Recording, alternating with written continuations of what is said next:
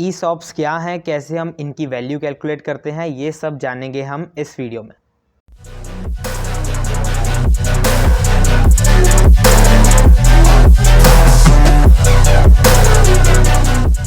So hello everyone, welcome to my YouTube channel. तो last video में हमने discuss किया कि RSUs क्या होते हैं, कैसे हम इनकी वैल्यू कैलकुलेट करते हैं, कहाँ कहाँ हमें टैक्स देना पड़ता है, और हमने कैलकुलेट की RSUs value of 3 companies, that is Microsoft, Google and Amazon. तो आज की इस वीडियो में हम जानेंगे ESOPs के बारे में। ESOPs क्या होते हैं, कैसे हम इन्हें कैलकुलेट करते हैं, and then at the end हम कंपेयर करेंगे बोथ RSUs एंड ESOPs को। तो सबसे पहले तो जिसने भी RSUs पे वीडियो नहीं देखी है वो जाके पहले उस वीडियो को देखाए। इस वीडियो में भी काफ़ी टर्म्स ऐसी हैं जो रिपीट होंगी, so do check out my video on RSUs ताकि कोई भी इंफॉर्मेशन मिस ना हो। तो ESOPs stands for employee stock option. ये स्टॉक ऑप्शंस होते हैं, डायरेक्ट स्टॉक्स हमें नहीं मिलते हैं। ESOPs को जानने के लिए 3 चीज़ें बहुत इंपॉर्टेंट हैं। Number 1 vesting period, number 2 exercise period and exercise price, number 3 taxes. तो vesting period is similar to as that of RSUs only, कि ESOPs भी हमें थोड़े थोड़े करके कुछ कुछ देर तक मिलते रहते हैं, that is known as vesting period. Let's suppose अगर आपको 100 ESOPs मिले हैं तो 25 ESOPs आपको हर साल के एंड में मिलेंगे। अब coming to exercise period and exercise price. अब as we know that these are stock options, ये डायरेक्ट स्टॉक्स नहीं है, तो there is an exercise period, जिस एक्सरसाइज पीरियड में हमें अपने स्टॉक ऑप्शंस को स्टॉक्स में कन्वर्ट करना है। जनरली हर कंपनी का एक्सरसाइज पीरियड होता है 3 मंथ्स। तो जैसे ही कुछ स्टॉक वेस्ट होते हैं तो then we have to convert that stock options to stocks within 3 months of period. तो ये तो हो गया एक्सरसाइज पीरियड। अब चलते हैं एक्सरसाइज प्राइस पे। तो अगर हम उस एक्सरसाइज पीरियड में अपने स्टॉक ऑप्शंस को स्टॉक में कन्वर्ट करते हैं, तो लेट्स सपोज अगर आपको 100 रुपीज़ के स्टॉक ऑप्शंस मिले हैं तो आपने कन्वर्ट करना है इन्हें स्टॉक्स में। So there is a fix amount that is known as exercise price. उस एक्सरसाइज प्राइस पे ही हमें वो स्टॉक्स मिलते हैं।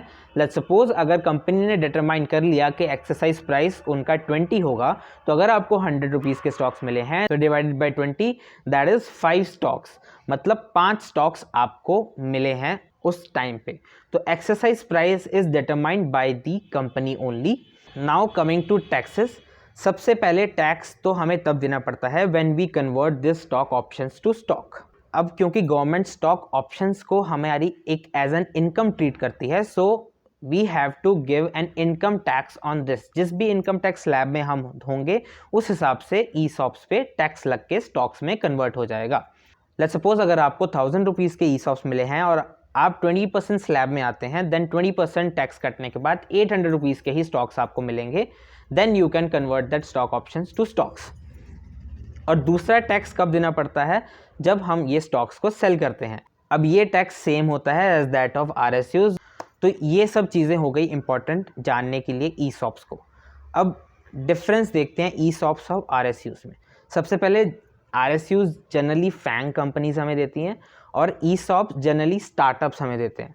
एंड RSUs में हमें कितने स्टॉक्स हमें मिले हैं ये वैल्यू हम कैलकुलेट करते हैं according to the market price of that stock at the time of grant date.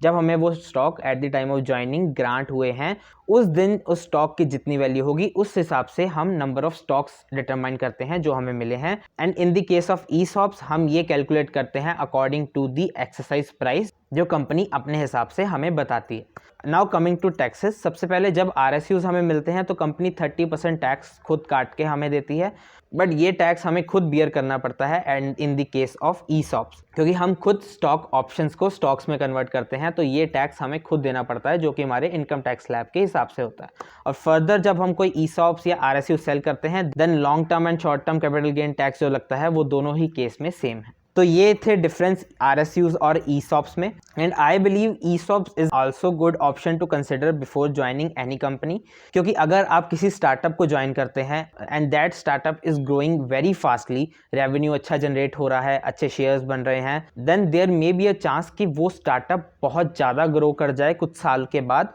And आपके स्टॉक की वैल्यू काफ़ी ग्रो कर सकती है। तो ESOPs is an also very important component of CTC before joining a company.